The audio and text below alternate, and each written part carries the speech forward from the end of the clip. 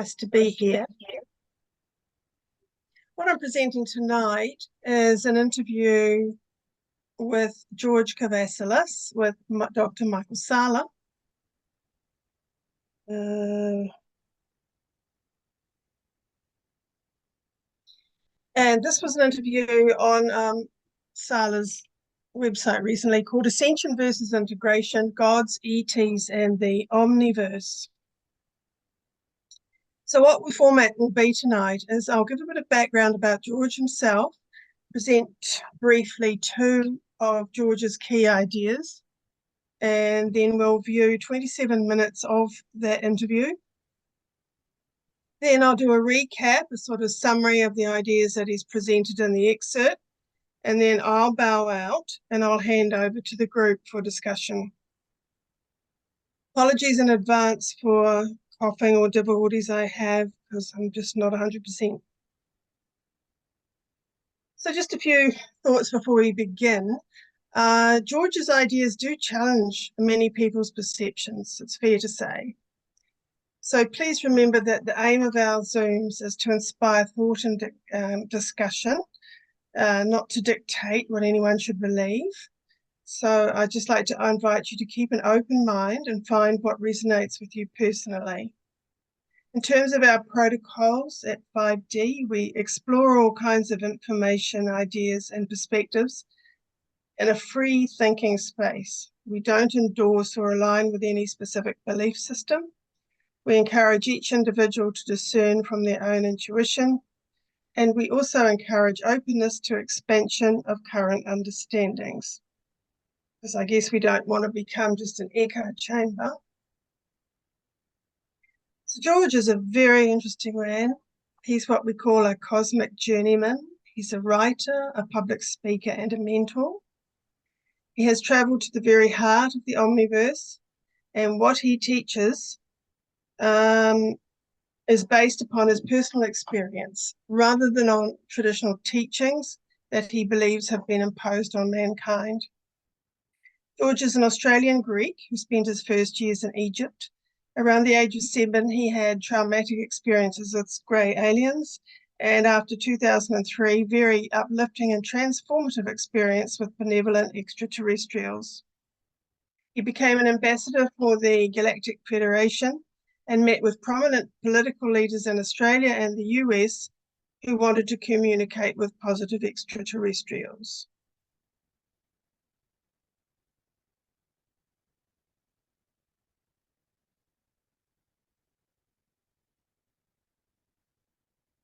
This is how he describes his experience journeying.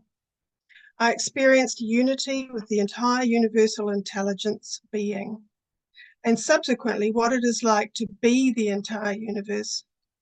I also experienced the infinite nature of life beyond the universe, what we would call or label the omniverse, and that was just in the immediate local neighborhood. Because life is infinite, there is no beginning or end.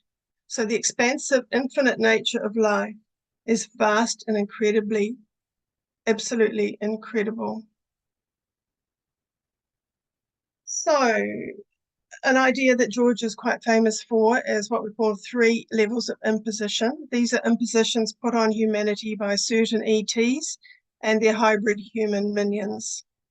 And he has written a book called Our Universal Journey, which may interest you if you want to go further with this. Level 1 of the imposition is geopolitical subjugation by elite bloodlines through hierarchical governance structures. So you'll be familiar with these: the classic monarchical rule, the divine right of kings, the pyramidal banking, social, political, and industrial systems, specific ideological narratives, and energy harvesting through the deliberate creation of fear, oppression, wars, tyranny, trauma, mind control, and slavery. Level 2 is technological subjugation and AI, and the ultimate aim of that is to harvest human consciousness by severing from source the natural spirit and soul of each individual, the human collective, Mother Earth, and universal creation. And this is done through the atheistic and materialistic religion of scientism. So it's a shocking, diabolical scheme. Level 3 is cosmopolitical subjugation and the imposition of what he calls the hologram of the gods. This is the imposed idea that there is a supreme deity who operates through a priestly class that functions through religious organizations, secret societies, and occult mystery schools. The hologram is a pseudo-realm consisting of a spiritual hierarchy of sub-deities, angelic levels, councils, cosmic ambassadors, and ETs. This disempowers and connects us because it demands worship and devotion. It creates a victim and savior consciousness, and it mind controls through doctrine and ritual. The second idea is that of Homo Luminous. The spelling really annoys me because it's not correct. It's not correct Latin, but that is how it's widely written and understood, so I've left it. And it's not George's term, I don't think, but he uses it. This is the idea that we are already an innately illumined species, sadly trapped by the lies and manipulations of an ET elite operating through the 3 levels of imposition. In reality, we are powerful universal beings created by prime intelligence, not by lower beings. We are fully fractal avatars with the love, knowledge, wisdom, and light of the universe within us. And as such, we are infinite and eternal.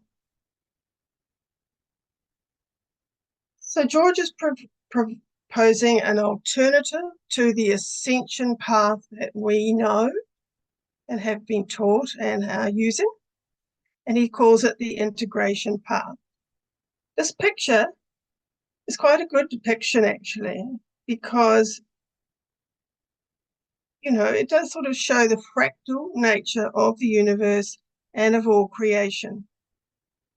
It's an attempt to do so. George believes that humanity is now better served by following a different path to the imperial hierarchical system given to us by both negative and positive ETs. And that imperial system, he is referring to the Draco or Draconian Empire.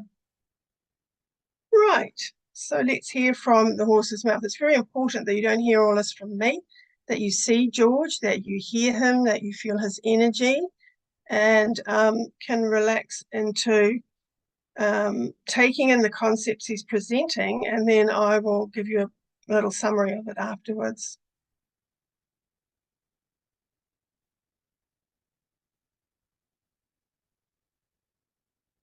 I mean, everything. And our focus needs to be the big picture, creational level reevaluation, right? Why? Because everything that we're commenting on resides within that space, in the crucible that is that the framework of the structure of reality. Yeah, and there's not enough focus on that. There's too much focus on the drama playing out inside the crucible rather than the structure of the crucible itself. And we really need to come back to our focus on the structure of the crucible, because then we'll be aware of everything that takes place inside it. I want to ask you about, there's been quite a few different sources that have talked about the arrival of a kind of intergalactic group of extraterrestrials that are different terms to describe them, the Galactic Confederation, Seeders, they like the builders, the ones that apparently were very much involved in seeding humanity or helping create the avatar bodies that can be found all over the earth, that they've returned and they're here to kind of like observe and to give assistance in the ascension process that's currently happening, or the harvest, as I think you referred to. So you want to elaborate on that? Sure. First, straight up, I just want to acknowledge JP for his courage, his bravery, and all the fantastic work he's doing. You know, I hear comments like, oh, JP's a psyop and this, that, and the other. And I'm like, hang on a minute, I've listened to that guy express his experiences, and I've lost count of how many experiences I've had, and I've only got access to like 3% of my experiences due to all the memory wipes. They're still waiting to be uncovered. And so my journey's been vast, and I could vouch for JP when he's talking about his experiences. It's not a memory implant. He's feeling, because I've been through so many myself, I know how to recognize when someone is really, truly telling the truth about an experience like that, or it's a memory implant, or they're just making it up. So I just want to vouch for JP. I reckon he's doing an absolutely fantastic job. I do agree with the arcs and their presence on our planet. I feel that to be a reality as well. And, you know, we, like I said, there's a lot of extraterrestrial races. Because we're closing the epoch, there were a lot of plans that were put in place as we're coming to close this cycle, that for karmic reasons too, a lot of the imperial structures and beings that had an impact on our world, on our humanity going back in time, have all had to come back now as the cycle closes to fulfill their karmic obligations and responsibilities, you know. And so there's the arcs are one part of the process. They're not the whole process. And this is what we've got to be careful of. And again, with the Galactic Federation of Light, it is, or the Galactic Federation, it is a body similar to the United Nations, but on a galactic level, right? As long as we don't make that our everything, it's going to be a lot easier and smoother for us all. But if we make the Galactic Federation our everything, and therefore our saviors, and we are victims, right, which means we are back to being disempowered, then we're going to have an issue. And I know that my being, another aspect of my being, is working on the other side of the veil in the exopolitical space in quite a substantial way. And I remember, what was your question, please, Michael? Because I've got so much big energy I'm dealing with at the moment. Right. I just wanted to know whether you agree with the idea that these CEDA or these this Intergalactic Confederation is here to observe and help us with the ascension process that's currently happening on the planet. Okay, yeah. So here's another, for clarity's sake, right? I'm not here to ascend. I just want to make that point absolutely clear. I'm here to integrate into unity. That's what I'm here to do. Okay, I'm not here to raise my vibration. That's the hierarchical model from the empires of the gods, you know? So I'm here to take all of my light, all of my shadow, right? And integrate everything back into the unified field. That's what I'm here to do. And that's the organic process for this planet. The imperial narratives are to get you to raise your vibration, to ascend into frequencies that their imperial structures operate on. So I'm not here to ascend. Just want to make that point clear, because we've gone from traditional imperial religions, state religions, and now whenever we come across an extraterrestrial race or a group, what we need to ask some questions. And those questions are, what are your cultural values? What are your societal infrastructure like? What are your spiritual narratives? What's your approach to spirituality, and how do you see us? And what I find fascinating about all these channelings and imperial structures that have come along our way, none of them, not one of them, has reminded us of who we are as a species and who this planet is. None of them. Either they don't know, or they're under an edict not to announce it. That's a possibility, right? I'm open to that. Or they just don't know. Or they know and they don't want to tell us. Right? So I'm just being objective, and I'm being totally pragmatic about this. I'm not trying to demonize anyone. What I am doing is just calling a spade a spade. So no one has reminded us that we are Homo luminous, that we are incarnated in the planetary womb of the Universal Mother. That has not been shared, who this planetary being is. It has not been shared who the solar being is. which is an expression of the masculine expression of the universal intelligence, facilitating this incredible fractal process himself. They had to take direct responsibility. You know, the mother archetype and the father archetypal principle of this universal being had to take direct responsibility because it's so important at the leading edge of evolution in this universe. And so I'm not here again to ascend. I call that part of the more of the galactic New Age religion that's coming through. Or, you know, let's say people are attracted into that process of ascension, you know, getting the Kundalini to come up the spine, hit the pineal gland, which is an Anunnaki implant.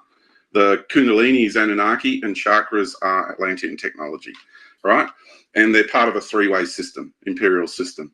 Once we, and it's an important part of our process, right? All I'm expressing here is, if you make those systems your everything, if you think you can only access universal knowledge through a gland in your head or a biological device in your head, because, you know, it's a stack of square crystals, right? And it's a piezoelectric device. You got to squeeze it and activate it, then boom, all of a sudden you're connecting to the knowledge of the hologram of the gods, which is a pseudo-universal paradigm in our cosmos. And it's a big space, and it's a vast imperial empire, vast. And so when the Anunnaki and Atlantean empires stopped their warring after they started to experience each other, because they came in different timelines and they had different frequencies on the planet going on, but then with the harmonic convergence of the fractal process, they started to experience each other. Then they went to war. They started having conflict. And then after a while, they decided to stop, and then they exchanged. You know, what have you got? You studied this humanoid and this level and this dimension. You studied that one and that one. What have you got? And so the Anunnaki supplied the Kundalini and the pineal gland, and the Atlanteans supplied the chakras for a three-way system. Now, when we go beyond and beneath these systems, we go into that unified point, like I said, and surround here on the body, right? And that's what this represents, right? The sword. Okay, also is the hidden code of the crucifix, that when you put your arms out, this area here is where our unified center is. And it's not physically attached to the body. It's beneath. We're talking subquantum, right? That is our unified field, yeah? So when we operate from there and you look out, you see the chakras, you see the pineal gland, you see the Kundalini from within your own being. You see all these technologies in operation, and you see how the chakras are so limiting. They pull you apart, they keep you fragmented. They just can't, you can't get into that unified state because you're always pulled apart and fragmented. So that's why I teach people how to transcend chakras. And we do it so well. And, you know, they'll go back and they have the people with the pendulums and everything, and they can't find them. They're definitely not there anymore. And we don't rip them out. We don't discard them. Chakras are an integral part of our structure. They have been for a long time. And we do it in a very, very beautiful, loving way with gratitude. And we close the soul level agreement with the entity who's the prime creator of that technology of the chakra system itself. We call that being in from the Atlantean Empire. And we close the agreement before we can actually tend to the chakras themselves. Yeah. Well, there's a lot there that's really worth kind of diving into. So maybe just we can elaborate or look at it a little deeper, because I think I understand that our physical body is an avatar, and what you're saying is that the beings that created this avatar body for the infusion of that kind of soul fractal energy that's really connected to the macro universe, that they created this chakra system as an overlay and kind of created this ascension process as a hierarchical control system. I mean, that's what you're saying. That's how I interpret it. It's an ascension process, you know, because you're doing what the Freemasons do. They just call it spirit fire, and they call the pineal gland the eye of God. But it's the same process. They get the spirit fire to go up the 33 vertebrae, and it hits the eye of God. Now you're a 33rd degree Freemason. Right. So they would regard that as kind of like the ultimate journey of awakening and enlightenment, that activation of the different chakras, whether we're talking 7, 9, 12, people have different numbers, 21 I've heard. But the other process that you mentioned, which I think is very important, is the one of the integration of the macro universe, the integration of these different entities, these solar entities, these galactic entities, recognizing that the moon, the sun, the earth, that our Milky Way galaxy, and even going beyond that into the local galactic cluster and even beyond that, these are different manifestations of this fractal nature of the universe, and the more you can integrate with that, the better. Now, I guess the question is, does it have to be mutually exclusive? Does it have to be either or? You buy into one, you buy into the ascension path with the chakras, or you buy into the integration path, incorporating the fractal nature of our true being.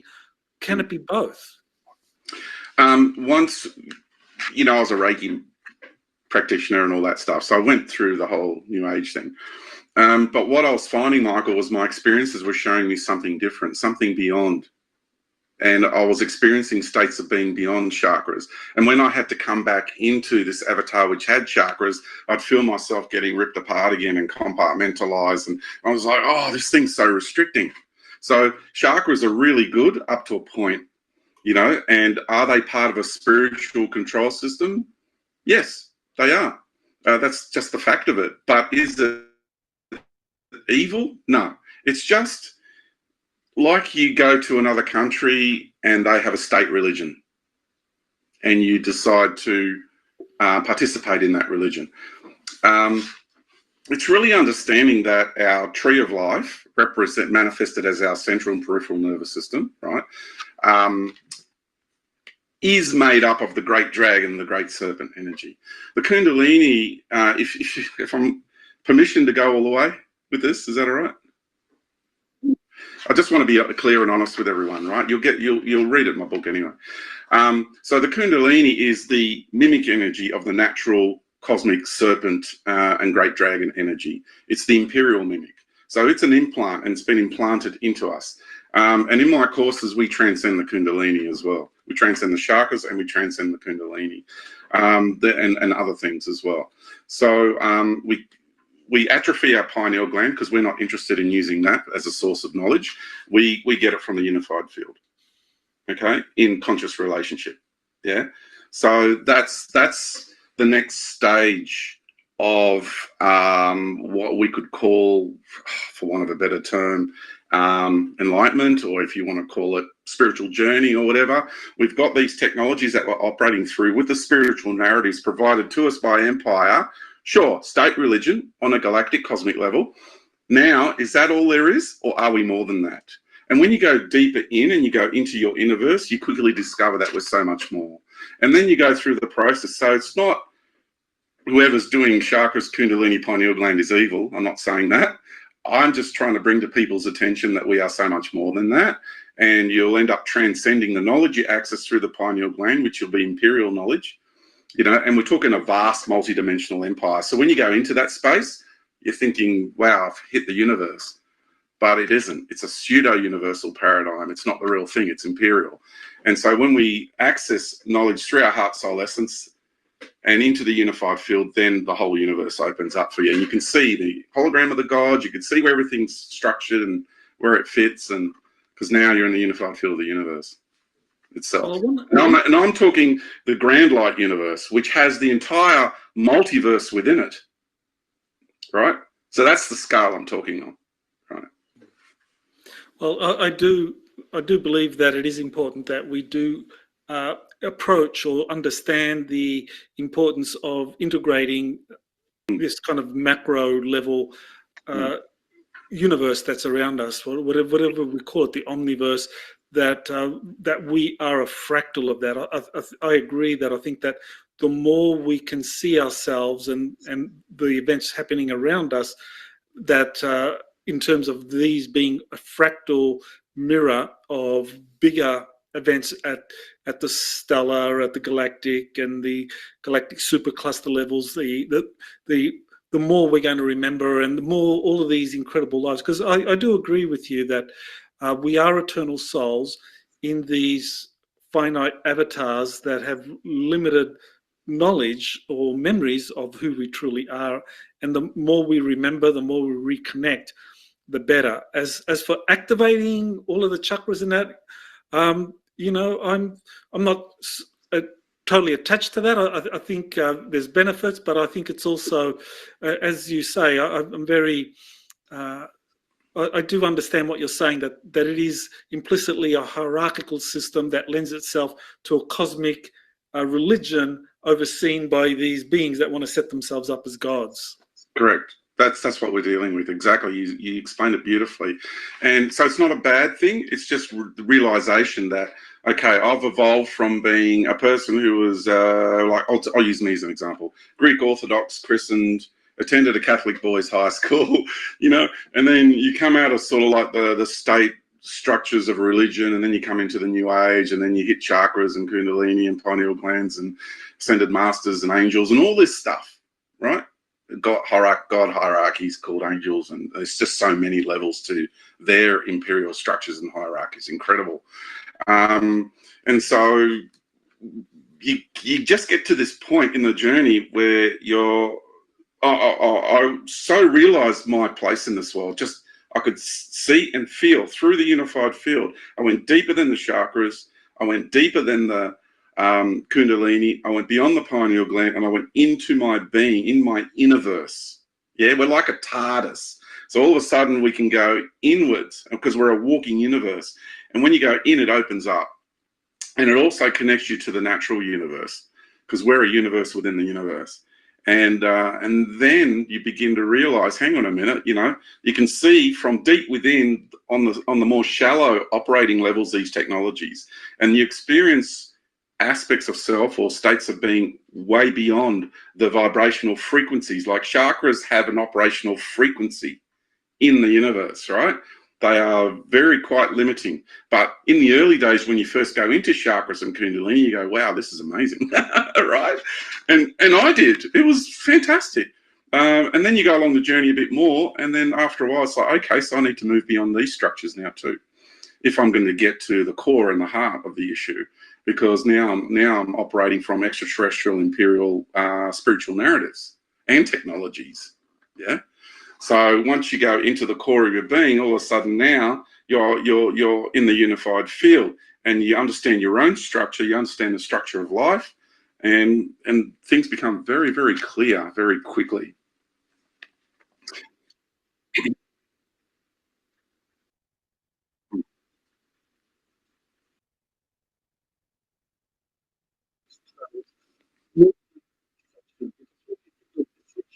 Mm.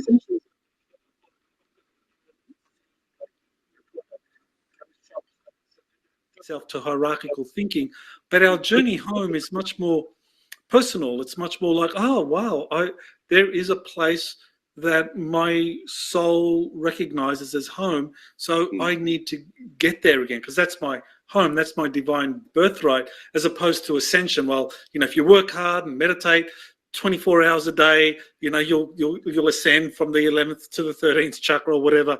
That our journey home is more just a process of remembering, and it doesn't involve great effort. It just involves sincerity, an open heart, and just embracing who we truly are.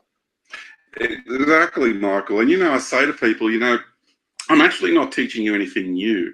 Think of me as a life coach, but really, if I get deeper into it, I'm a remembrance coach. So I help people remember.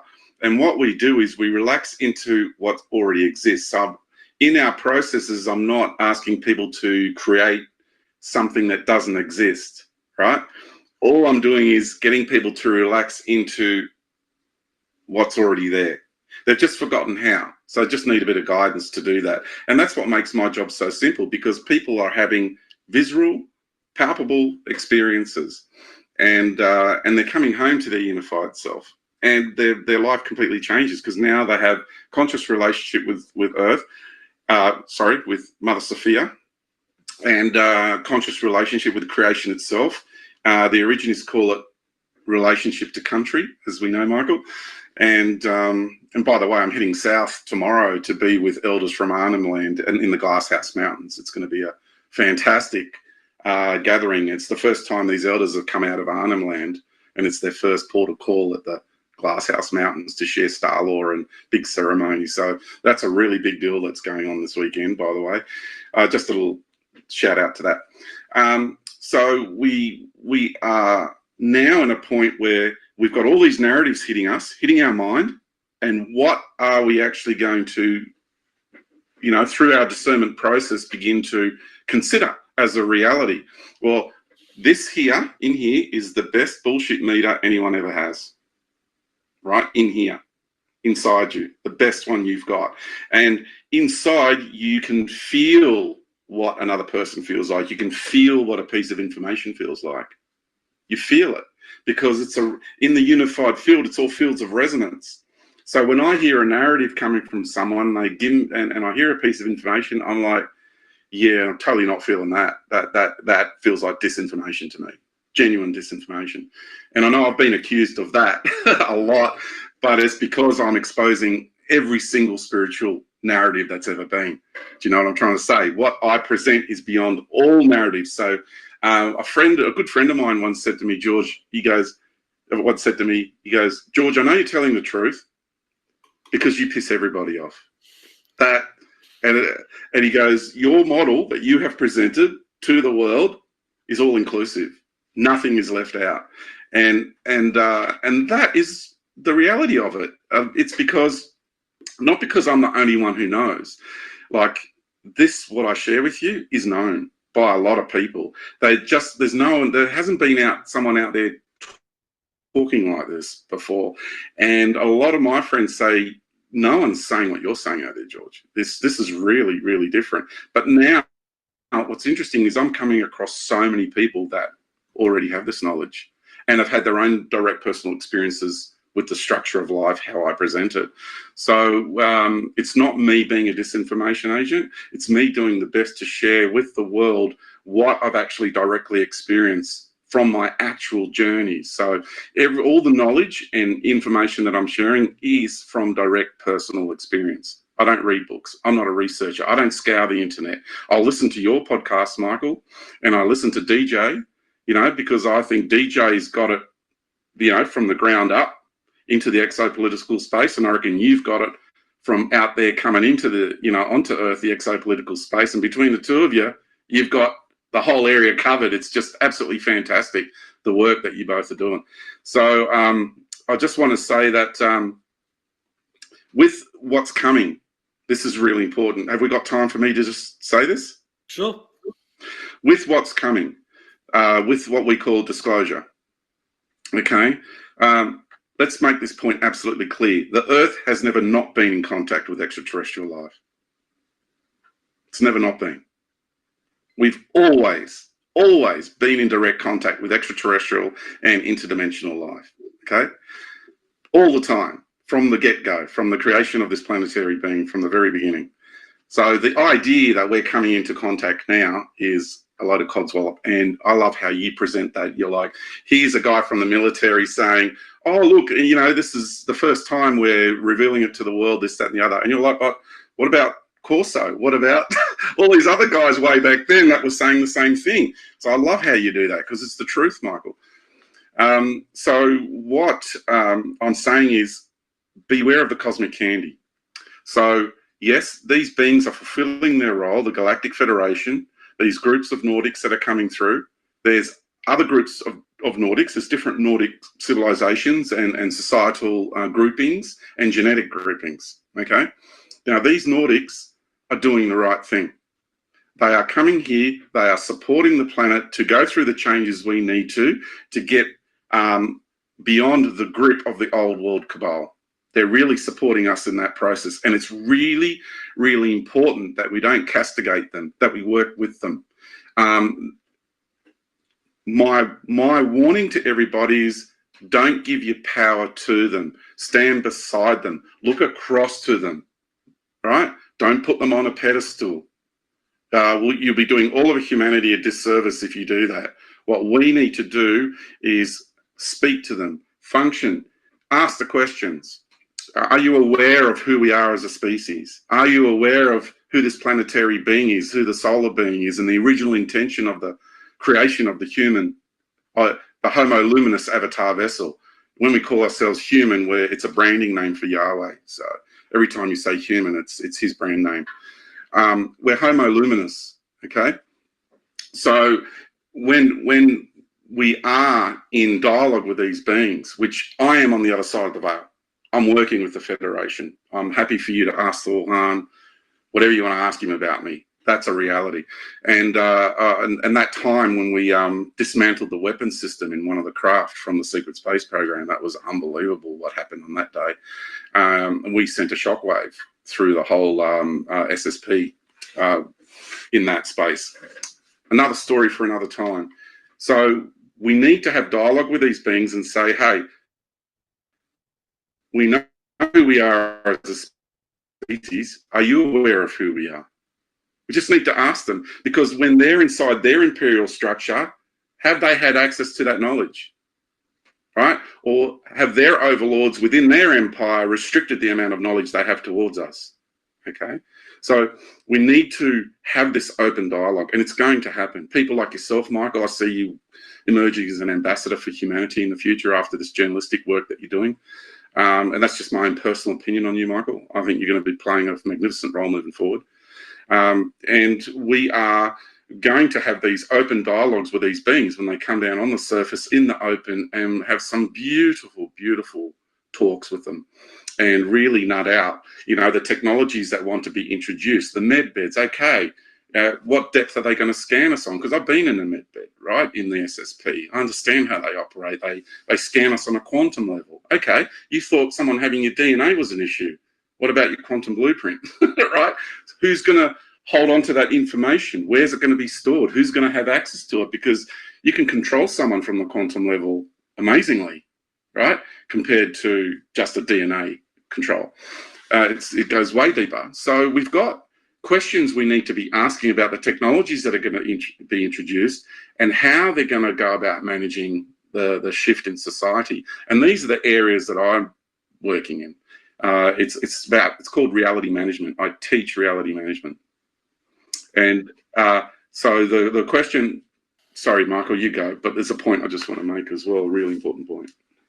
Well, I just wanted to give you the opportunity to finish up by telling people any events you got coming up that you can recommend, workshops, and give people your website if they want to kind of like view some of your past webinars or to buy your book.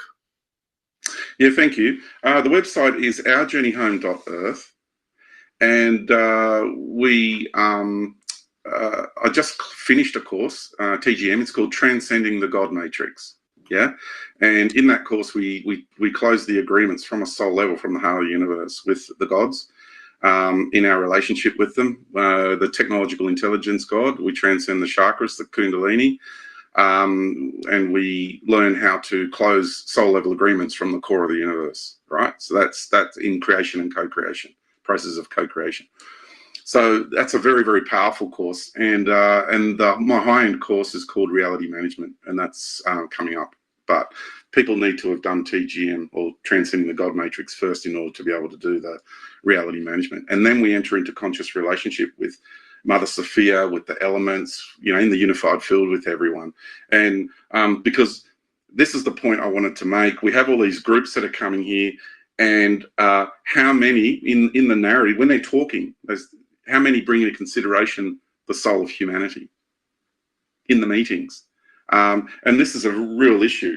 Can I have one more minute, Michael?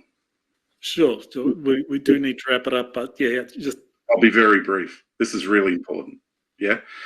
So when I was in Sweden, I met with a gentleman, a representative from the Federation. He goes up in the craft twice a week, right? And he reports back to them. So I had a meeting with them, and I said, he said, we're having a meeting, the Federation of Free Worlds. We're coming to introduce this technology, that technology. We're going to do this. We're going to do that. We're going to do this, that, and that. And I said, well, that's all well and good. That's really nice that you have those good intentions. And I said, in your meetings in the Federation, was Mother Earth present? and participating in those meetings? Was the soul of humanity present and participating in those meetings? And was the solar being present and participating in those meetings? And his eyes popped open, his jaw hung down, and he sat back and he said, well, I'd like to think so. I said, well, if you were there, as you claim you were, and you're talking about coming to Earth to do all these wonderful things, the solar being, the planetary being, and the human being as a single organism would be there, represented, front and centre, and having full voice on the matter, right? I know they weren't there because I know the frequency spectrum the Federation is operating on, and they're not bringing into consideration in their deliberations of what they want to implement here, their conscious relationship with Mother Sophia, our planet, with the soul of humanity, with the solar being. So basically they're coming here with ideological imposition. Even though, like I said, the bigger picture, they're fulfilling their role of doing exactly what they're supposed to be doing. At the same time, we need to look at this in an objective manner, okay? Because if you're not in conscious relationship with the creational intelligence of the realms that you wish to impact, then it's belligerence. Basically, it's ideological belligerence. So what we need is groups that are going to be in conscious relationship to understand the evolutionary process, to understand what technologies to implement, when to implement them, how to implement them, etc., etc. So this is the area I'm working in behind the scenes, Michael, in the diplomatic side of it, to really understand how to manage this reality moving forward. And there's a lot of us that are in that space, working that space at the moment. And I just needed to just finish up with that point, because that's a really big one when that hits your realization, Peter. So that's a very important point, actually, and I do agree with it, actually. In 2013, I released a book called Galactic Diplomacy, and I made that precise point, that as far as representing the planet, that it's not just a matter of the humans and the Earth Alliance and the secret space programs representing the planet. It's like, yeah, what about the cetaceans? What about the large animals? What about Gaia, the planet? You know, this all has to be. We have to develop a unified planetary voice. That's what we need to develop. So that's in my 2013 book. So I absolutely agree that that there are some ET groups that come here and that they want to engage with the Earth Alliance or with the secret space programs and bring up some kind of more enlightened human members. And I think that's a really good start. But we really need more. We need to also incorporate the inner Earth beings, the crypto. Exactly. Yeah. Exactly. Yeah, so yeah, I agree. And we can talk about it the next time we come back. I think it's a good discussion well worth having. So any final words before we wrap it up? Yep. You, we are so much more than what being told. So much more. More than people can currently comprehend. And I'm beginning to experience that so much moreness of my universal being. Opening up into multidimensional conscious awareness and having these relationships and being able to, through the unified field, just to connect to anyone or anything. It's a very, very beautiful experience. It is the ultimate. And coming back home to our own soul, the love we experience. And this isn't about, for me, it's not about ascending to a higher vibration, a hierarchical sense. It's about integrating into a unity and turning inside out. So it's time for each and every one of us to get vulnerable, to show the world your authentic soul expression and show the world who you truly are, because the beauty and the magnanimous giant that's inside each and every one of us is just waiting to come out and fulfill the role. So I'm really excited about our adventure moving forward, Michael. Thank you so much, George. Look forward to the next one. Thanks, mate. Good on you. So much in there. And if you're meeting this material for the first time, it's a lot to take in. So let's just unpack it very, very quickly. George is distinguishing the path of integration that he calls the journey home from the path of ascension. He sees the path of ascension as a non-harmful but limiting system imposed on us by ETs of the Draconian Empire posing as gods. Humans do not need this because the human soul is a fractal creation of the universe.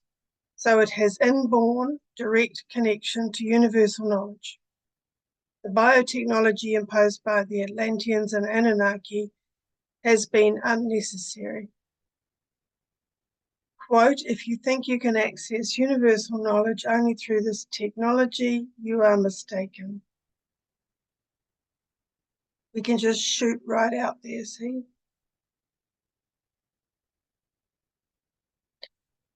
So the chakras represent a hierarchical biosystem. It's like a ladder. It's up and down. Go up. With cosmic fractal integration, fractalism is infinitely repeating and embedded patterns.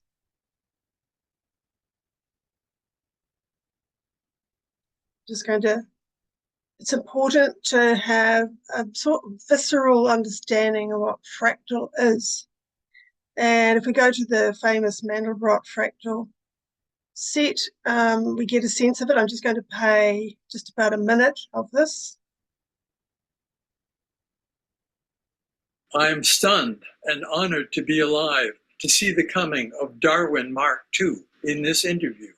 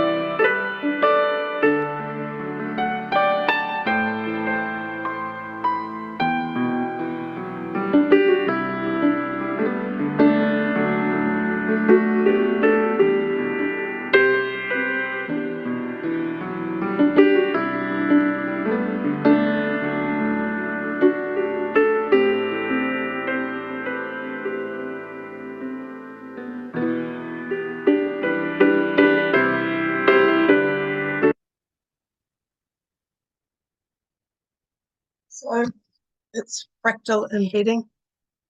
It's an infinite thing. It may be hard to understand with our finite brains, but some of these Zooms you can find on YouTube are helpful in sort of taking it into your body and your consciousness. So the hierarchical spiritual system was the one taught through the ancient mystery schools that we all went through, the temples, the secret societies, and more recently through the New Age movement. It's a system based on ascension, i.e. it's the idea of ascending to higher levels of consciousness by, quote, raising one's frequency. The process consists of raising the kundalini up to 33 vertebrae of the spine to the pineal gland to gain enlightenment.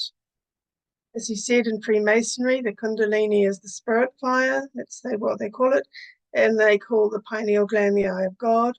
When one raises the spirit fire up to 33 vertebrae to the eye of God, one is deemed a 33-degree Mason. And isn't it interesting that this is depicted as a serpent?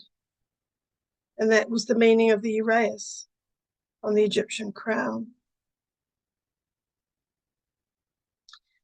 From his own personal journeying, George found that the process does not connect you to the grand light omniverse, but to a vast counterfeit realm operating on the frequencies of the Draco Empire. This is because the human avatar was bioengineered by the Anunnaki and the Atlanteans. The pineal gland is an Anunnaki plant, the Kundalini is an Anunnaki technology, and the chakras are Atlantean technology.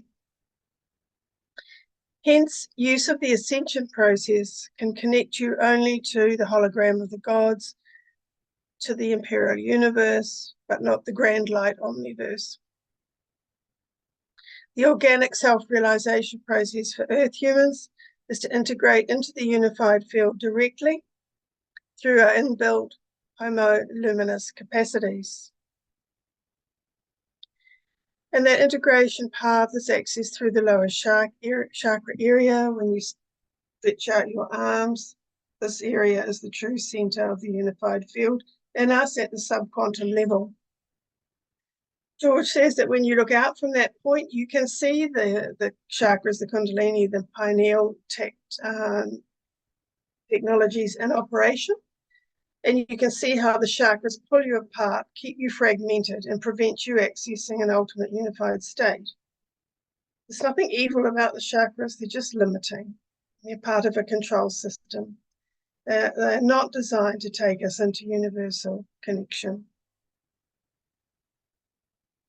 Quote, we are walking a walking universe within a universe, fractally connected to the natural universe. When you go into your inner being and start operating from beyond the external ET, imperial, spiritual narratives and technologies, like the frequency hierarchy, the chakra kundalini pineal system, you are operating within the unified field with access to knowledge of all and full clarity. This is your divine birthright, and your soul recognizes this as home. It only involves an open heart, sincerity, and remembering. Now, I feel that you could rename George's path of integration. You could also call it the path of oneness, because basically he's saying this is an integration of all your polarities in order to attain unity consciousness, becoming one with all beings, forms, and worlds of the cosmos as manifestations of the fractal nature of the universe. We are fractals. We are already it. And this is consistent with two divine dispensations given to us in the 1980s. First of all, the law of one, who postulates that creation is holographic, fractally embedded, and that we are all one and everything is all one. In line with that was the I am decree told of Saint Germain. Look at the words, I am all that I am one with the universal mind. I am one with the source of all life. I am one with all life forms, and they are one with me, I am. Saying that decree was to help us connect to our I am presences, to our higher selves, and into the unified field. And there you go.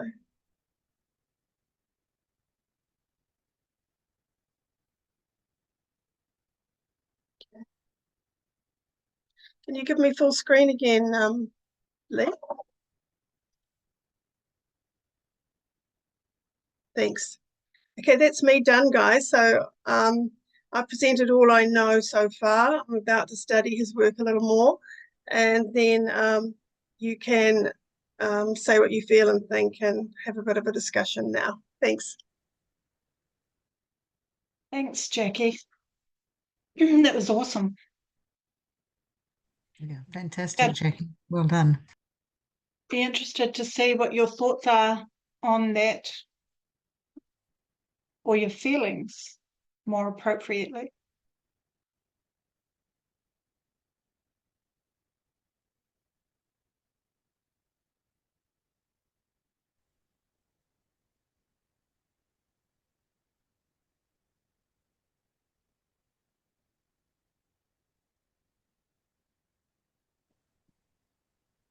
Oh, hi, Jackie. Thanks. That was great. I've actually listened to that one a couple of weeks ago, I think, when it came out. So some of the things I put aside, a lot of it was very enlightening and uplifting. And so, yeah, I don't really have an issue with any of it.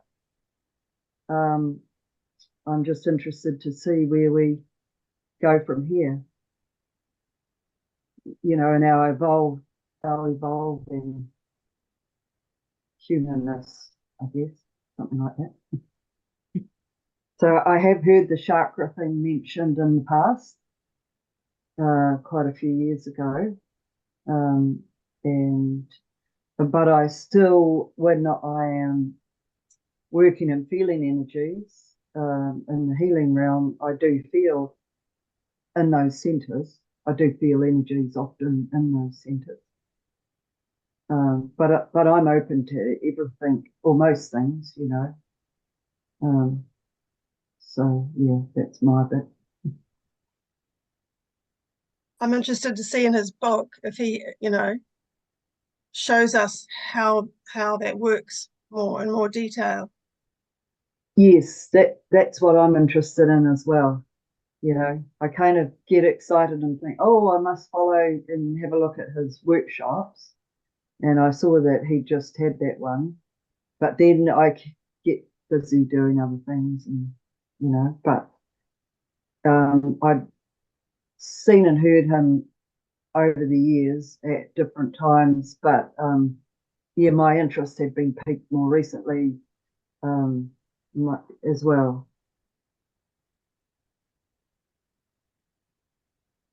Thank you. He's got a diagram in his book that I don't know that your book's not arrived yet. So there's quite a good diagram there that might help, but it's very involved. I'm still trying to get my head around it. Sorry, Rose. That's okay.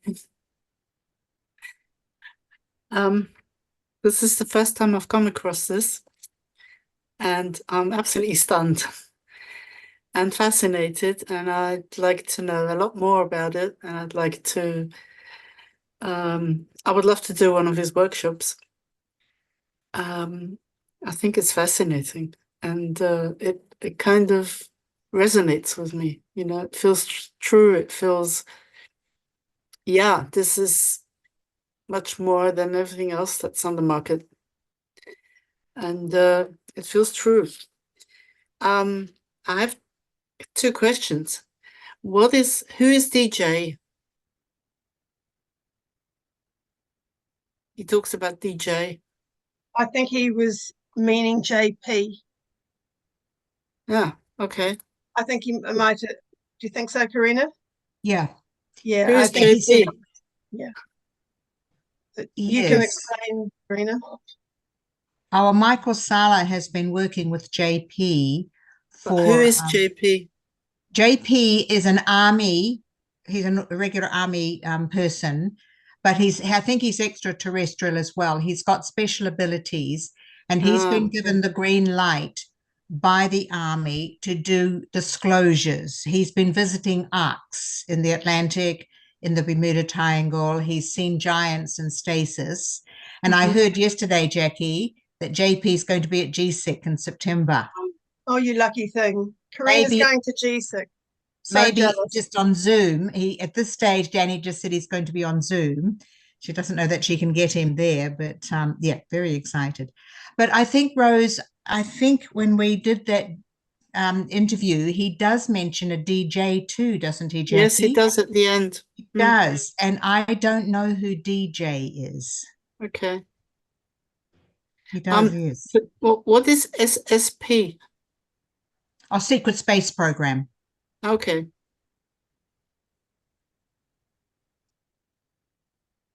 Yeah, I'll definitely look more into this. Thank you so much for Jacquie. It's wonderful. It's really amazing. Thank you. This book is fascinating, Rose, if you wanted to invest in that. I will. It's in the chat as well, in PDF version. Wow.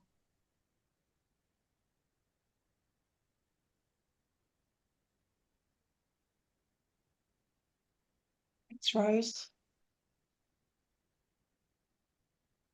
Any other thoughts or comments on it? Judy, didn't you have some thoughts on that earlier when we talked? Me? Judy. Oh, Judy. Where's Judy? Judy's there. Well, she had some thoughts on it. We'll go to V and then we'll come back to Judy if she wants to share anything. V? Good evening. Hi. I was just wondering, with everything that he's been talking about, I understand that and been part of some of that as well. And memory wiping is freaking horrendous. Yeah, so I'm still like trying to put some pieces together, and I was wondering what he was talking about and how that relates to everything that's happening now in regards to turning humans into the web of things with the graphene, and how that relates to what he's talking about as well with exposure and people coming here and all of that, because they seem quite separate. Jacquie, have you got any thoughts or ideas around that?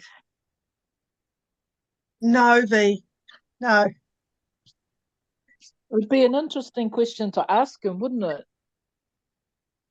Yeah. Maybe you could email them a question. But isn't the graphene oxide just to dumb us down or to take us out, to stop us from stepping into who we are? Well, it's to trap us within the AI universe, isn't it? Yeah, well, it's more than that. It's to use us like batteries, like cell towers. Yeah, and just having control, and through it they can put anything they want in their minds for things to happen. Like, I don't know, have you noticed that, with the shootings and that in America and stuff like that, it's usually mental health people that do it. And I also think that it was used with the police here in New Zealand at Parliament, because if you looked at them, some of them just didn't look like they were there. And I know that there's been studies done in the UK where the army officers have radios on them and the police, and they get subliminal messages and messages sent through their radios to them to perform in certain ways to do things. And they found that when the police and the soldiers wore their radios in that home, that messages were going through to them that weren't supposed to, because they were supposed to take them off, and the rise in domestic violence happened because of the signals that were being sent through. So the graphing isn't just about dumbing us down, it's using us to a means and turning us into the Borg, like on Star Trek, really. So, yeah, my curiosity is around all this stuff that's going on. Like, oh my God, in Nelson, we've been sprayed so bad in the last 2 days. It's like a mist coming through between the seasons. And I was outside and the plane started going and I couldn't hardly breathe and I had to come inside. And so many people in the region that I know have come down with being sick just from that. So, yeah, I'm just wondering how this all fits together and whether other people had curiosity around that as well. Because I know there's like this amazing side of all this stuff, and then there's this other side, which is always the opposite, going on too. So, yeah, anyone else got any thoughts on that?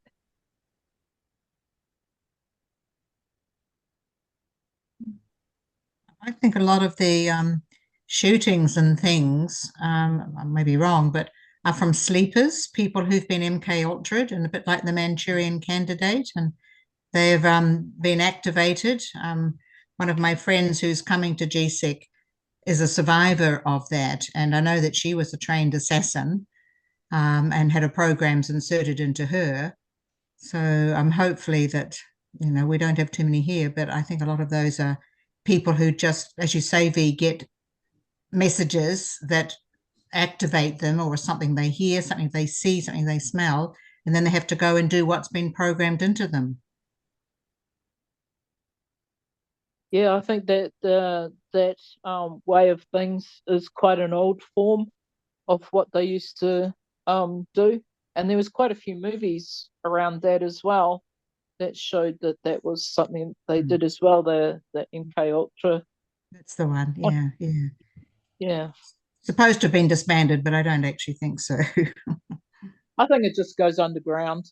Of course it does. Of course it does. Hence the name of it. Yeah, I'm really enjoying the material you're presenting, Jacquie. It's like, yay, I'm not going mental. Oh, thank you, V. It's exciting to meet new concepts, isn't it? You know, and if you feel a little trigger on it, just step back and say, why am I feeling triggered? Am I worried my whole belief system in life to date's not being up to anything or what? Doesn't matter, does it? It's just a matter of expanding and embracing. So I'm sure you'll all feel your way through his stuff. Well, for me, it's getting confirmation, which has been amazing. That's why I say, you know, I'm not so mental, because I've known information. I don't know how I know the information, and then I sit with it for years, and then all of a sudden a lot of stuff has been confirmed in the last 2 years. So it's like, it's really amazing. So yeah, appreciating it. Thank you.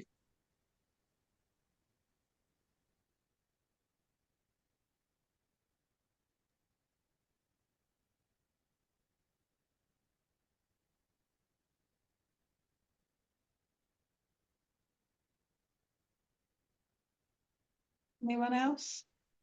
I think Judy might be doing, she has a meditation Sunday night, doesn't she? Oh no, there she is. Oh, in a minute, I'm not too sure that I want to say anything. There's, you know, I mean, how much do I know? I know absolutely nothing. And I think none of us know anything at all, including George.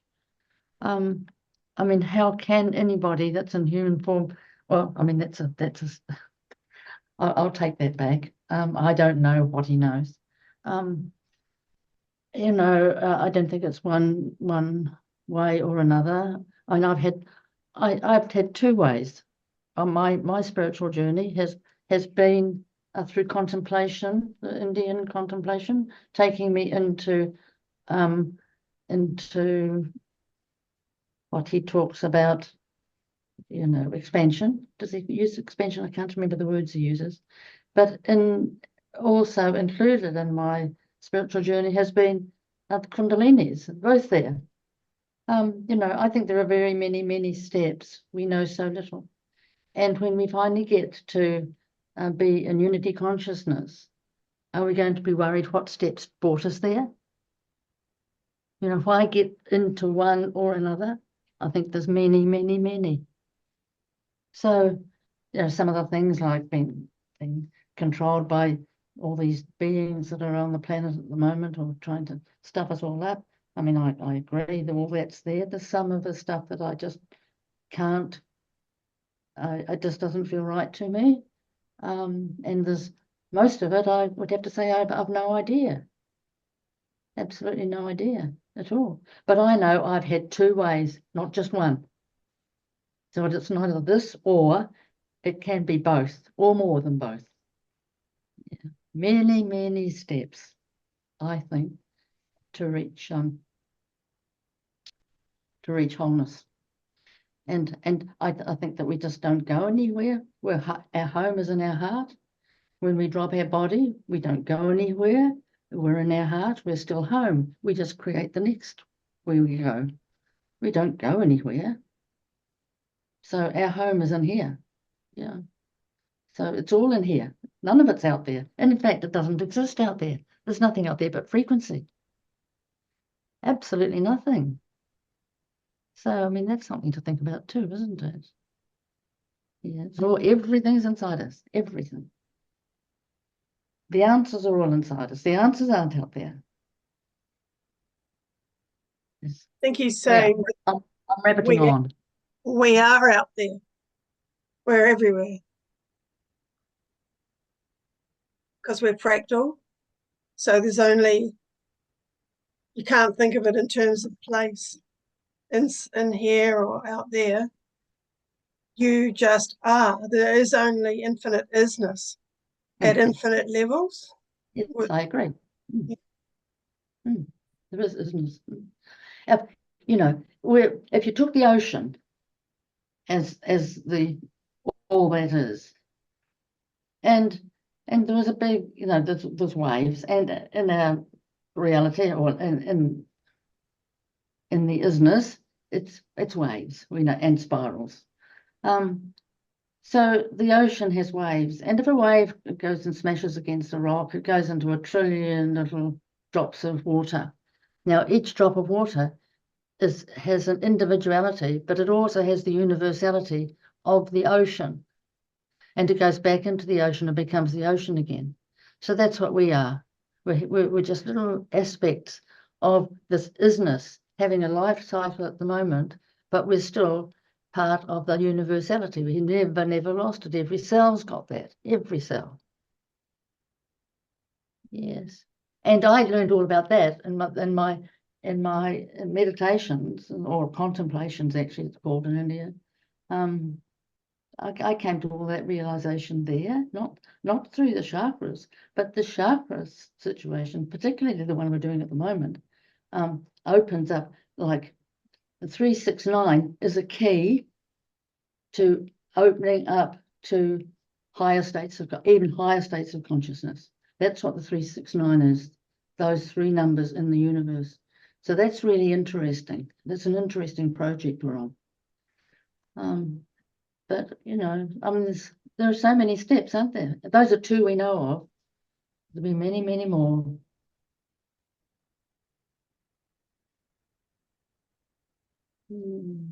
Thanks, Judy. Thank you. I have to go. I might be back. Bye.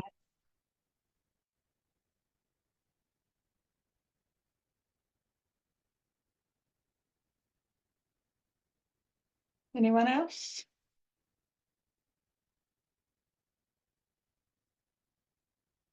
Yes, Lou.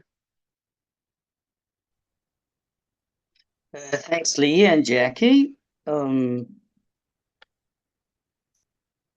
makes me wonder if George Kavassilas, or Kavassilas, his last name is not so easy to remember. If he has listened, or if he is aware of the law of one. I would like to have that answer right on before stepping forward and making up my own mind about his material. Why? Because if he is aware, there's concurrence, there's competition in there.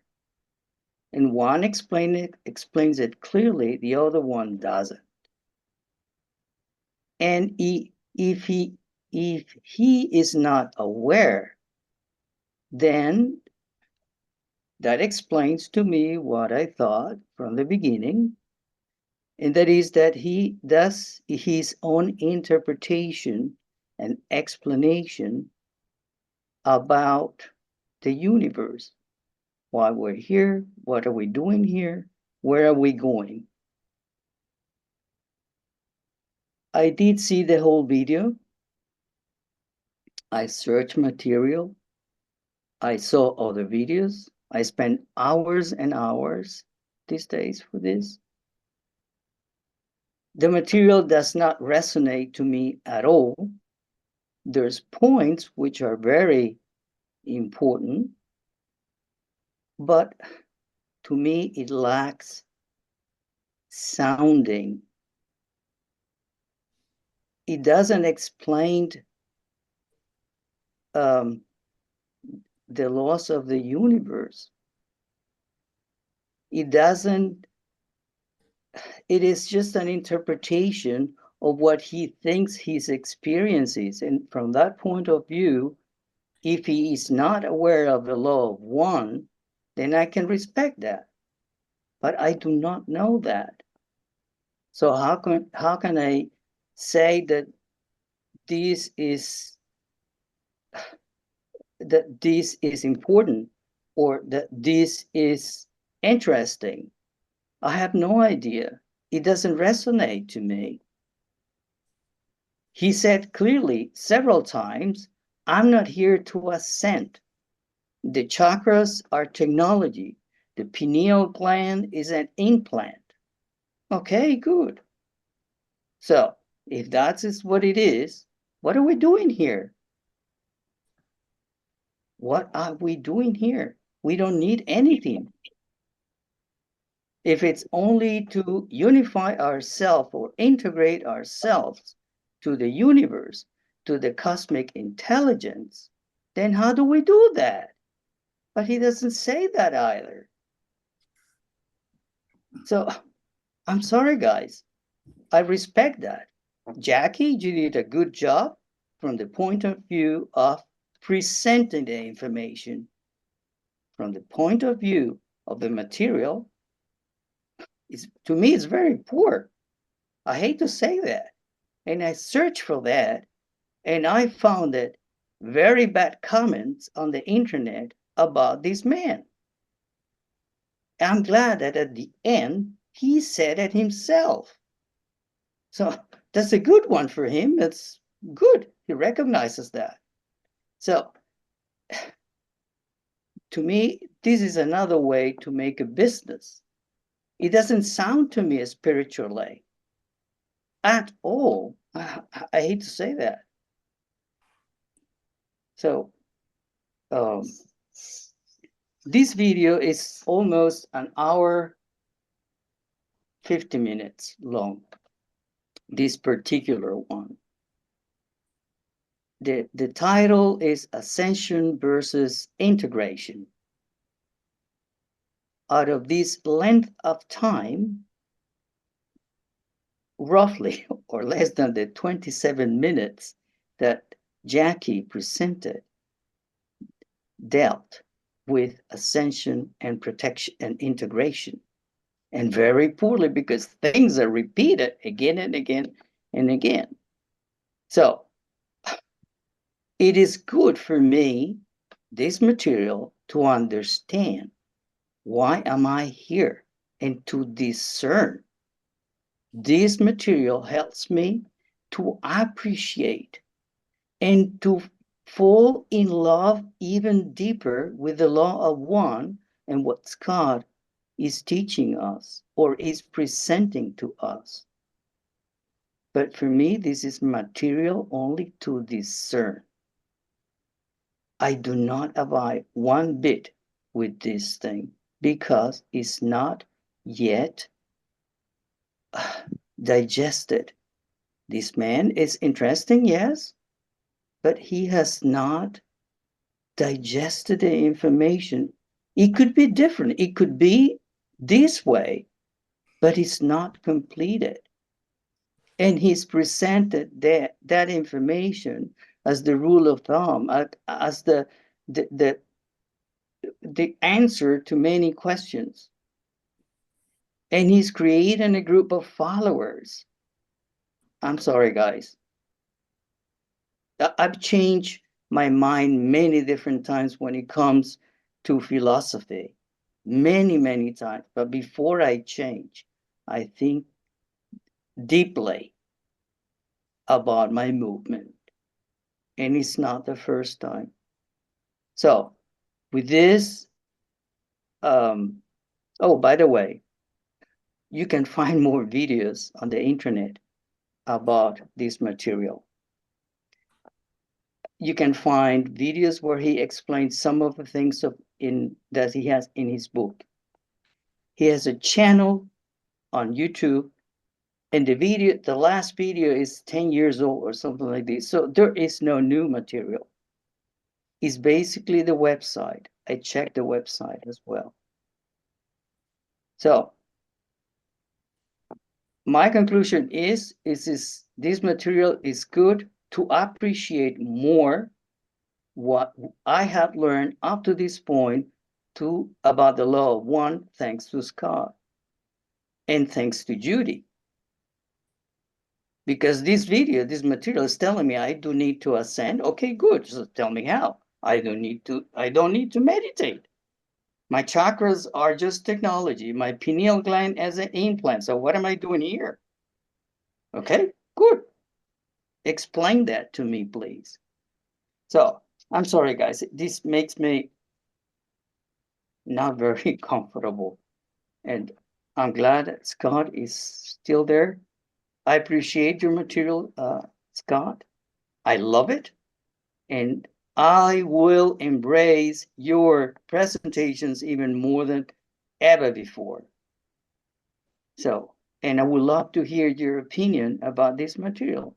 I can respect it.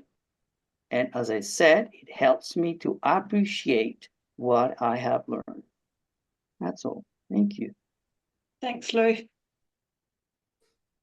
Larry. Right. Good evening, everybody. Jackie, thank you for the time, hard work, effort, everything you put in this presentation, research you've done on it. Very interesting. Whether or not any of us agree with any of that, that's not why you did it. You didn't present it to try to convince us, go this way, go that way, whatever. But you have a bit stirred the pot. There's no question about it. And that's good to challenge us, to get us question existing paradigms, whatever.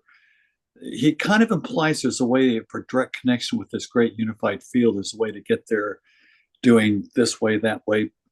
But I have to say, Lou, I am impressed with how you had the courage, how you summarized your concerns, what you articulated. Many of what my thoughts were, but I'm not sure I'd had the courage to say what you said, but you said it. Now, I may not agree with everything you said, but I have to say something does not feel congruous. Something feels out of alignment with his theories, as I cannot get it to make a lot of sense with the law of one based upon what little I know that Scott has taught us. And for me, the law of one is very much a benchmark. There's no question about it. I have a lot of respect for what we've learned through the teachings of Ra. Thanks to Scott, I appreciate everything Jackie's taught us, brought us to. Whether or not we agree with any of her presentation doesn't matter. It's not why Jackie's doing it. She's not an evangelist. She's not trying to convince us one way or another. But you, Lou, have looked at this and said, now just wait a minute. And you said it, and you have the courage to say it. And just like Jackie had the courage to present this material that might stir the pot and shake a few people up, that's great. That's one of the reasons why we're here. Are we not, Lee? True. Yeah, absolutely. You know, and but fascinating. Yeah, Lou, I just have to say, well done. Thank you for sharing your concerns. You articulated a lot of mine. I listened to it. I thought, what the hell is he saying? What the hell is this all about? What's his intention behind all of this? What is he trying to do with this? I'm not saying he's a bad person. I'm not saying disagree with his stuff, agree, whatever. But I think it's good that we step back, listen to it, and go and just discern within ourselves what's relevant to us, what is true. You know, and a lot of it was interesting, very interesting. But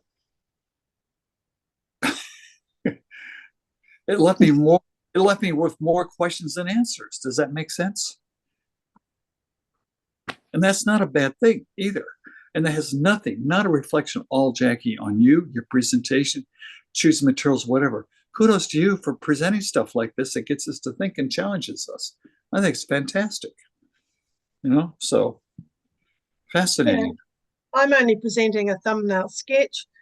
Can't convey all his ideas in 27 minutes. So it's just to kickstart some robust discussion and perhaps stimulate people to want to investigate more of the detail to answer their questions. Yeah, yeah. Larry? Yes.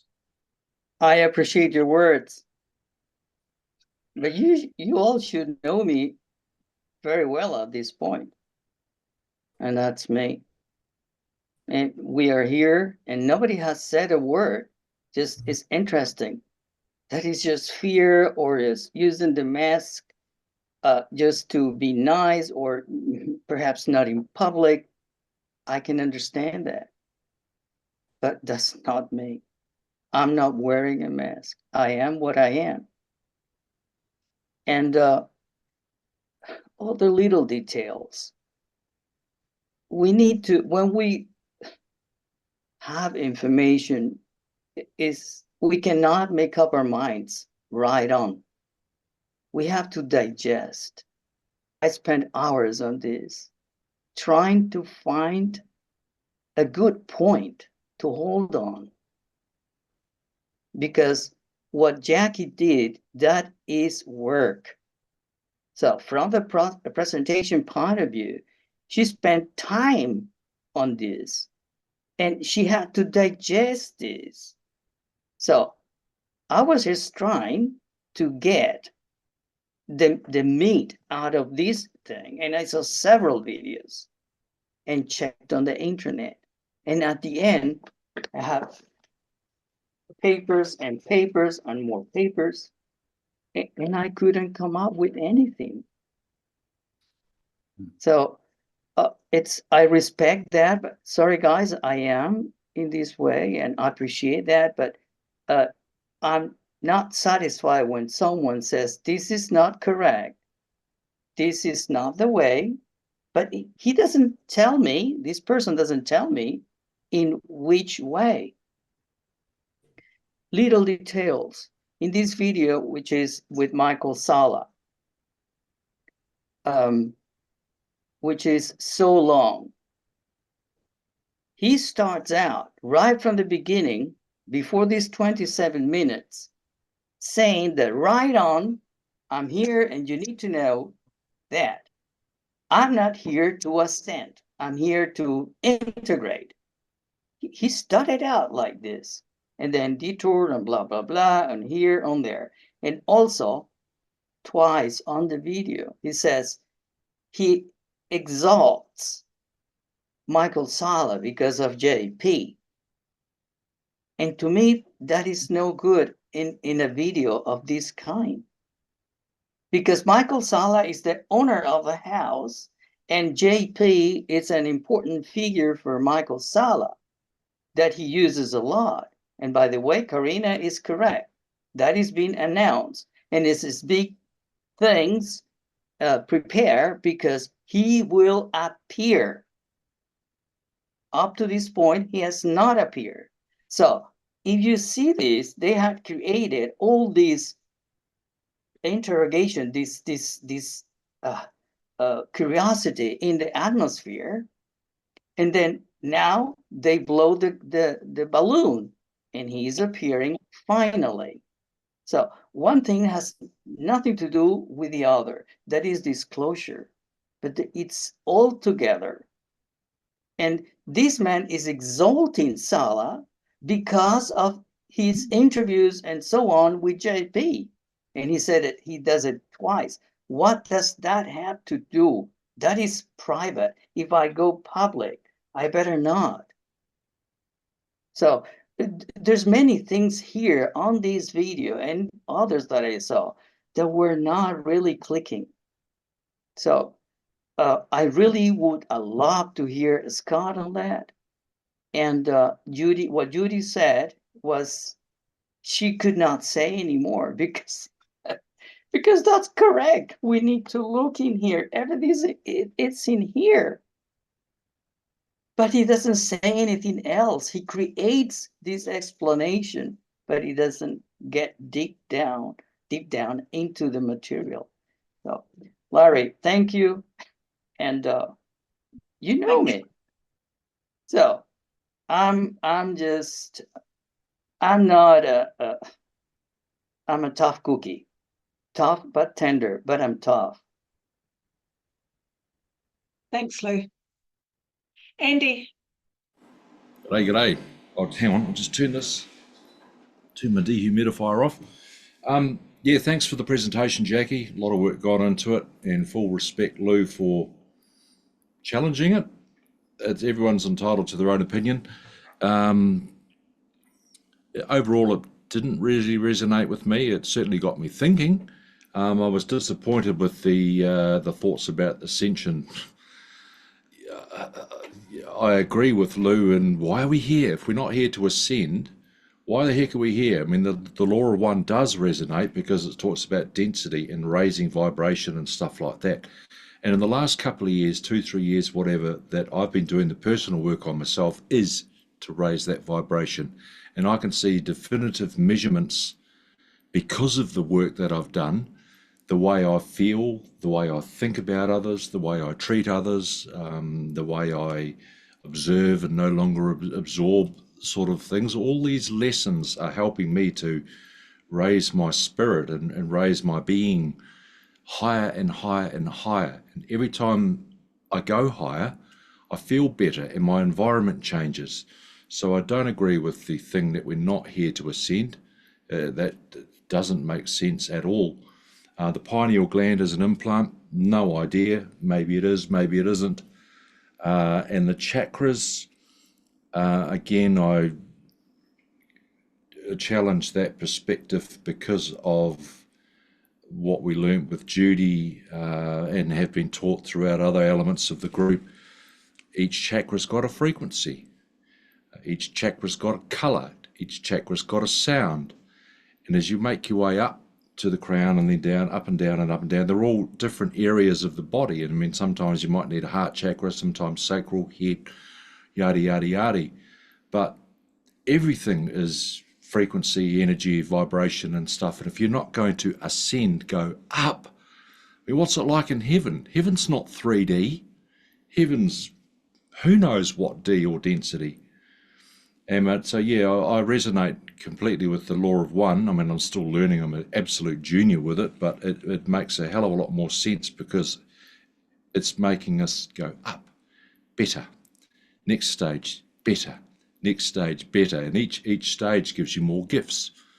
So, interesting presentation, but yeah, it didn't quite set me on fire and quicken me, but appreciate the time you put into it, Jackie. Thank you. Thanks, Andy. Scott. Yeah, hi. Thanks, guys. Thanks, Jackie, for the work you put into that. I had a mixed experience with it. I've actually watched the whole video through more than once, or at least pieces of it more than once, but the whole thing through once. And I think it's a great way to challenge our discernment, is maybe the best way to say it. It's mixed and laced with truths, but it's also interweaved with a lot of things that I think are dangerous concepts, because they don't, truth doesn't contradict truth. And they resonate. They might resonate at different levels and in different ways, but there's not a contradiction in truth. There might be a contradiction in our perception of it, and often that's one of the things we need to challenge. Is my paradigm seeing this in the wrong way? But truth is defined as what is really going on, what's actually happening, what's the reality of it. And I think you know, the feeling I get when I listen to George, and every time I listen to him, I kind of feel like I need to take a shower. I feel like I'm been sitting with a car salesman for an hour that's trying hard to sell me a car that I can't afford. And I don't know that I can say it any better way than that. That's just the energy I get from it. He does use a lot of NLP techniques, the continual repeating of Michael's name and the praising of Michael and his work, and just a lot of little things like that, promoting one idea as, oh, it's not bad, but this one's a better one. And, you know, it's very, very subtle, very skilled kind of NLP kind of sales approach is what I got. So I don't know if he's meaning to do that. And I don't know the man. I don't know anything about him, but what you see in the video, it does feel like, though, that he's got a lot of confused ideas mixed together. They don't go along with the law of one, because the law of one makes it very clear that our chakras are a microcosm of the macrocosm, and the whole of creation is built around 7 energy levels. That's the design of this octave. And we're on the path of growing into love and light. this concept that knowledge, earlier on in the video, he really emphasizes knowledge. And knowledge is a dangerous thing because knowledge becomes it's the downfall of the Western world, is the pursuit of knowledge over wisdom and understanding. You can have a lot of knowledge that will justify almost any behavior and make it rational. And if it shuts down your sense of what's right and wrong. The other thing that's a little bit dangerous is feeling like there's an easier way or a better way to come into unity consciousness than to go through the path that all the masters of all the disciplines have said in one way or another, including what they do in the Masons. The Masons have taken things that are true and integrated them into their process. Otherwise, if they all they had was lies, nobody would want to join them. They integrate truth, and that's always an Orion Group approach. Orion Group does not present just lies. They always have a good smidgen of truths to hook you in, and then they have subtle little things that start to kind of lead you in a doubting way of maybe I'm on the wrong path, or maybe I've been deceived, or maybe I've got an implant. That Ra makes it clear that they were the spiritual teachers, or at least one group of spiritual teachers of the Atlanteans, as well as the Egyptians, and as well as the ancient Aztecs, etc., in South America. And the process of the pyramid is a process. The pyramid was designed as a ascension chamber. Ascension is just coming into oneness. So in a sense, he's saying the same thing, but there's a process for that. There's a process of coming to gradual awareness, of clearing out your baggage so that you can't shortchange that. You can't do a spiritual bypass on your life. You have to do the work. If you don't do it here, you'll do it on the other side of the veil, or you'll do it in another incarnation. So it's interesting. There's a lot of little tidbits of truths that pop out, but I think the general narrative, my feeling is pretty similar to what Larry and Lou and Andy have said. Is don't really think it's for me. It doesn't resonate for me. So interesting way to help tease out the discernment, though.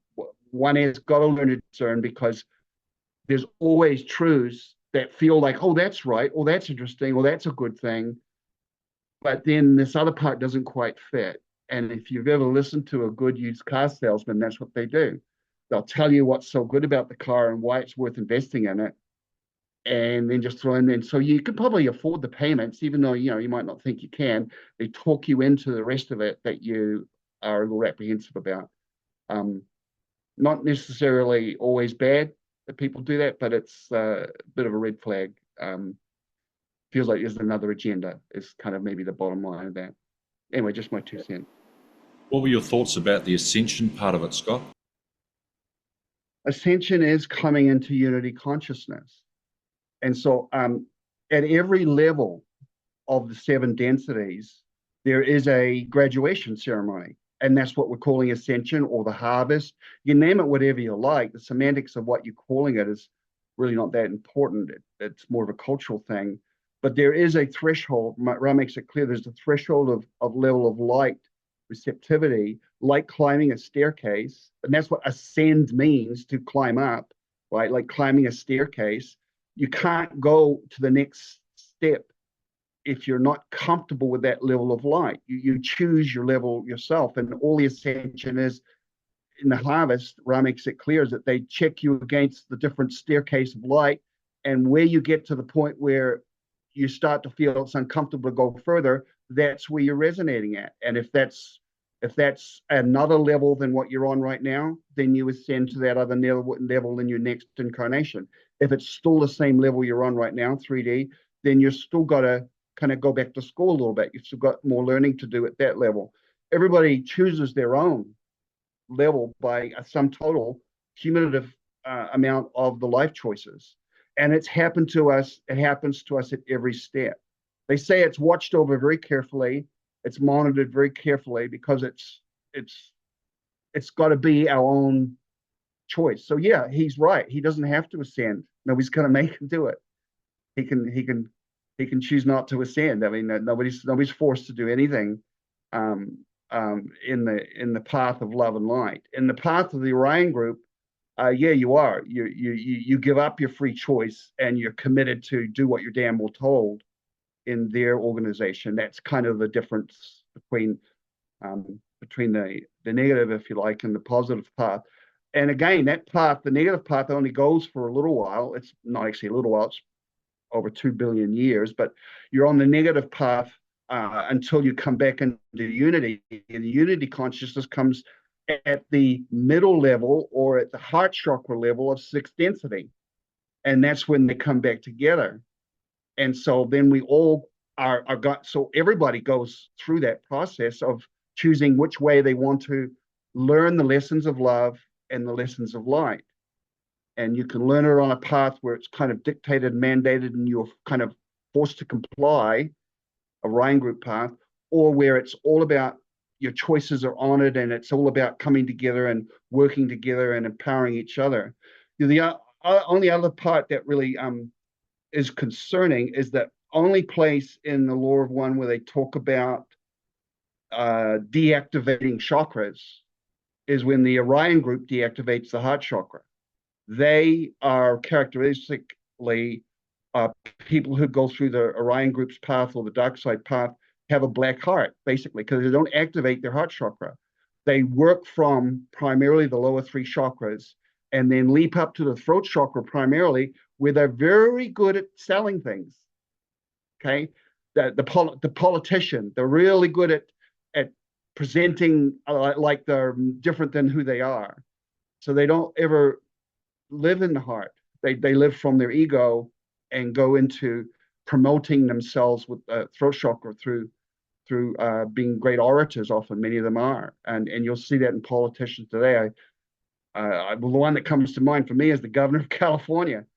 Boy, can that guy talk you into buying anything you just listen to him for a little while. That guy is really slick, but gosh, look at what he's done to that beautiful state. And takes no responsibility for it. He's always got a good excuse for it. He's very, very slick. Very, very good personification of somebody who's driven primarily by his ego chakra, by his lower three chakras, and very active and very gifted with his throat chakra at articulating his ideas and sort of being very slippery when he's cornered with the reality of what's going on. So that's a great example of kind of looking at someone that is around today that I would say is very in line with how the Orion group trains you to overcome or to bypass the heart chakra. Yeah, the chakra points are not, again, are a microcosm of the macrocosm. So the whole of creation and the whole of the Law of One, there's many whole sections of the Law of One dedicated to the chakras and the work that's done there and what each one is teaching you and how to open those chakras and the importance of that, because that's how you climb into a great deal more of a spiritual awakening. But they do make clear that that's not required for ascension. Ascension is only governed on service to self or service to others percentage. You can be completely ignorant of the chakras and still ascend quite well. It's just people who are very spiritually driven and want to access their spiritual gifts, especially as Rob would put them, that wanderers who want to really make sure they fulfill their spiritual missions and that. Going through the chakra things is a gifted opportunity, and it's a nice guided path, and that's why you see these monks in Tibet and these great yogis and that in India, etc., and other the groupings of thought throughout the world and history have really done much the same thing. They taught the chakras and that process to the Egyptians in the temple. I made that quite clear. So it's not just sort of a he makes it sound a little bit to me anyway like it's a kind of it was like a like training wheels on a bicycle for the ones that aren't really good. So we'll give you some chakras so you have something to focus on. But if you're really spiritually in tune, you don't have to worry about all that. You just get on the bike and ride it and you become oneness. It's probably not quite that simple. I'm not sure what his process is. You probably have to pay a lot of money to go to one of his workshops to figure all that out and have him take you through all that, or maybe it's in his book. I don't know. Yeah, so it doesn't align. There's not a resonance with them. It's got to be either this way or that way. It's a very big stretch to say, well, they've both got truths in them, and some of his truths align, and he's talking about coming into unity consciousness, what the law is all about. I don't know whether he's edited or not. Certainly, others might have been able to look at more of his material and seen if he's even got reference to it. Although he does talk about channeled materials and how they're locked into the hierarchy of things. Lord One is definitely not an Orion group propaganda tool. It's completely clear on where it's coming from and the purpose of it. It's a gift to us today to help us be prepared for the transition into our Earth that's going to fourth density, or fifth dimension, if you like. To me, that's quite clear. And again, we all have to use our own discernment, don't we? So if you're not sure, listen to more of his material, listen to other people's material that does resonate, and just base it on, how do I feel after? Do I feel confused? Do I feel I like some of the things he says, but the other parts don't? Is it completely a clear message? Does it feel clean and bearing of light, or does it create more confusion and a feeling of dissonance in me? And that's a good place to start, is what resonance does it leave with you, and then make your decisions based on that. Just about the fractals, Scott, just before we wrap up, how does that compare to the law of one? Because my personal belief is that we are sparks of light from source. We're little fly shits of God. So how does that compare to the fractal theory that was presented tonight? It's in the law of one. Ra says we're a holographic representation of the Creator. The purpose of life is to know self, accept self, see self as Creator, the one on whom we were all a piece of, or a fractal of. So we are the complete Creator, as a fractal is the complete picture, which is shown very well in that illustration that Jacquie gave. And so, yeah, he uses the analogy of the holographic fractal in the law of one. That's not there's no problem with that. That's just another way of understanding what unity is, and how we can be the Creator, or at least manifest the Creator within us. Rupert Spira and Eckhart Tolle are basically saying this, or teaching the same thing. They're just using different languages to say the same concept. Yeah.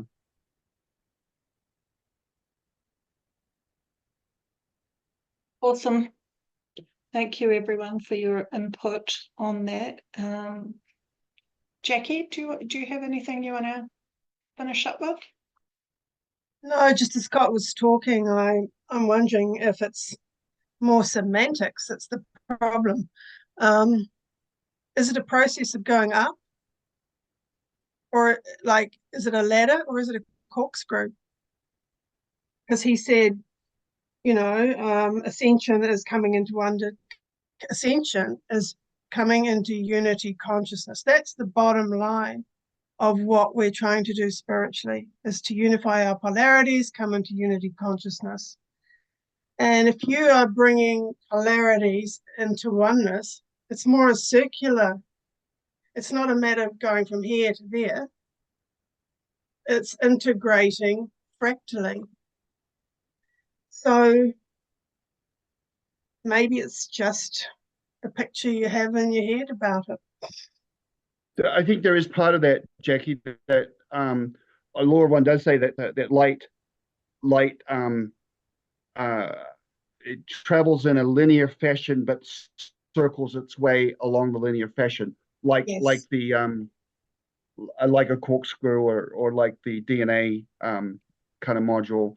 However, he does say, and basically does discourage people from investing in working on their personal work through the chakras, and so to say that, and that he's got another method that's better, or that's more powerful, that's a little bit, it's either or, it seems like, by the way he presented, at least in the pieces that I heard. Maybe he's more clear on that later on, but the pieces that I heard, it was his way. If you do it the chakra way. Oh, it's good for a little bit, but you'll grow out of it if you're really a spiritual person. So he creates a little bit of oh, well, why don't I just go straight to the source, which is George, and I'll do George's thing, and I'll be way more advanced than if I go through all the chakra things that he says is a trap or a trick by the Anunnaki, and which is basically the Orion group, and an implant by the Orion group's people into the Atlanteans. I think that's a little bit dangerous thought. It makes people doubt that doing that work will pay off in any way that's beneficial. It makes you feel like if I do that work, I'll get caught into the trap that they had set for us millions of years ago or thousands of years ago. And I don't want to do that. I better do George's thing, which will keep me safe from being caught in that trap. At least that's a little bit of the read that I got on his implications of that. Yeah, thank you. Lou, very quickly, because we're already at 9:30, and then we'll head off. Real quick. You can see that, you can hear that on the video. He starts saying there is no, I'm not here to ascend, but later on, he says he does agree with the ascension process, and he makes a comparison with the Freemasons ladder, and he equates the ascension process like the 33 degrees of the Freemasons. So those are only hints for one to digest the information and to discern about it. He's there contradicting or accepting that it's okay what the Masons do on the ascension process. So it's all very mixed. That's all. It's just there's many other things, like Scott said, in the material. Yeah, just to sail the information. Thanks, Jacquie, once again, really, for the hard work. I do not resonate with that. Thank you. Yeah, thanks, Lou. All right, final one, Judy. For a couple of seconds, talking about the ascension, we have to use human words. We have to use words to have some imagination. The truth of it is that there's no words. You can't express truth. There's no language for truth. And in my experience, it's an expansion. It could be going up. It could be going sideways. It's just more and more and more and more and more and more expansion. And you can't put words to it. You can't express the experience because there's no words for expressing it. And so I think for humanity, we have to have words that give us some idea, like climbing, like going higher. I would imagine that's why the words are used like that. But in actual fact, the experience is very different from that. But it is going higher, but it's expanding. Yeah. Thank you. Thanks, Judy. Yeah, and some of it could be the wording, you know, and perhaps the information of the chakras given at the time of going up was suited to the level of consciousness at that time. But anyway, I think it's an interesting discussion, and if you're interested in it, then definitely look into it, and perhaps next week, you know, fill us in on what you've found or how you're feeling about it. It would be good. So thank you, everyone. Wonderful evening. Thanks again, Jacquie. Brilliant.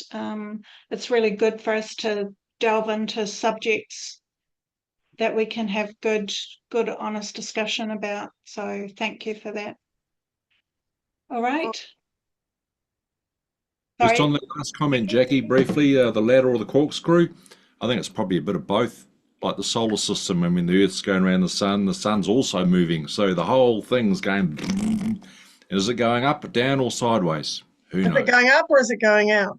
Might be Is going the ladder horizontal? Exactly. I think it's Bye going all. Thank you, Jacquie. Okay. Love you all. Thank you. Thank you. Yeah. Bye. Thanks, Jackie.